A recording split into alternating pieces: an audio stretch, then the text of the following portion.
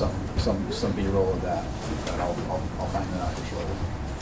Who wants the other color one? Thank you so much. Lieutenant, are they still processing in the garage? Mm-hmm. Yeah. Okay. I'm gonna say we can offer them B-roll in that too. They're all standing around out there right now. We'll figure out what we're gonna do next. You guys, Okay. everything's here already? No mics to wear? No, we're good. Yep, I all think we're good. together, I'll Okay. send I'm not gonna read the media release, okay? So if you guys have any questions about it specific, just let me know. Make sure you say your name and spell it. Everybody good? All right. When you're ready. Hey, so I'm Lieutenant Tim Hoffman, Hoffman. I'm the post commander here at the Cleveland Post of the Ohio State Highway Patrol.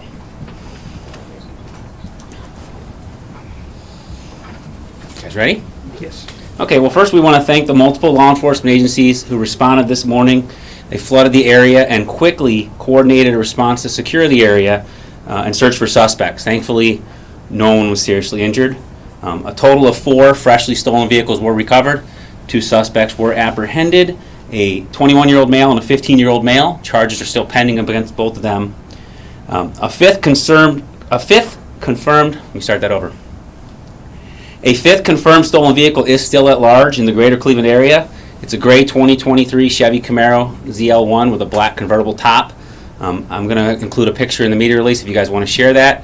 We're asking that if anyone has seen that vehicle and has any information on that vehicle's whereabouts to call the State Patrol at 216-265-1677, or you can dial pound 677 from your mobile phone if you can safely do so. The search has concluded at this time, and there is no ongoing threat to the area. What questions do you have? So these were stolen from a dealership in South Amherst? No. So we have confirmed that 3 of the vehicles were stolen from Firelands Chrysler Dodge Jeep Ram in Perkins Township. And we're still processing the 4th vehicle that was recovered this morning to find out where it was stolen from. Okay. And any leads on the vehicle that's still missing in the greater Cleveland area? So we have put out information to surrounding law enforcement agencies. We're utilizing some technology to help spot that vehicle based upon the description we have of it, and so we're still looking for it.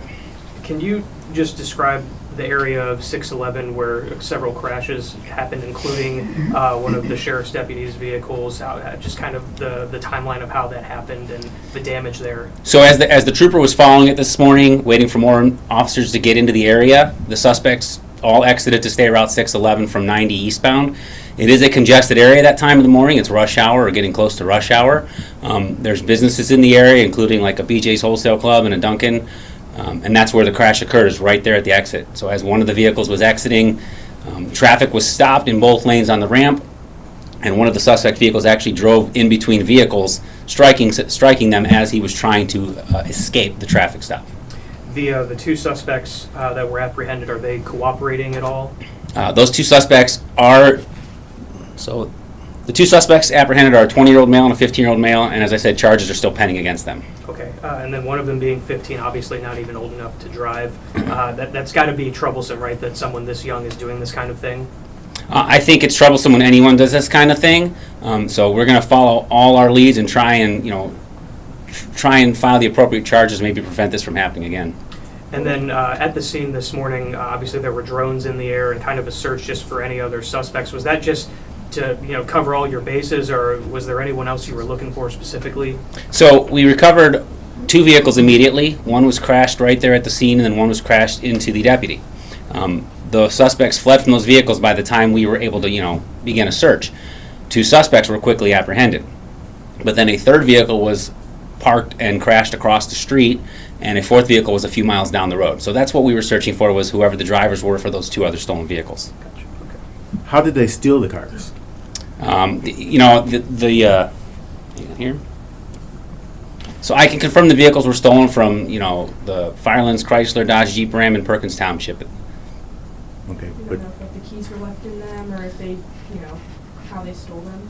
Yeah, the way that they were stolen has not been determined at this time. It's something that we're still going to follow up on. And we've got several officers conducting interviews and processing evidence to try and determine that. Do we know if those suspects are related or if, there's any relation between those 2 suspects at all? I don't know if there's any relation between the 2 suspects. Were they known to law enforcement? I do not know if they were known to law enforcement. That's something we'll follow up on and determine as part of our investigation. these are the only two suspects involved in this, or are you still looking for more? Well, when the incident began, there were 5 cars. Right, okay. We know that 4 cars were stolen from the Chevy dealership this morning, and 3 of those cars have been recovered, along with another stolen car that we're still trying to figure out where it was stolen from.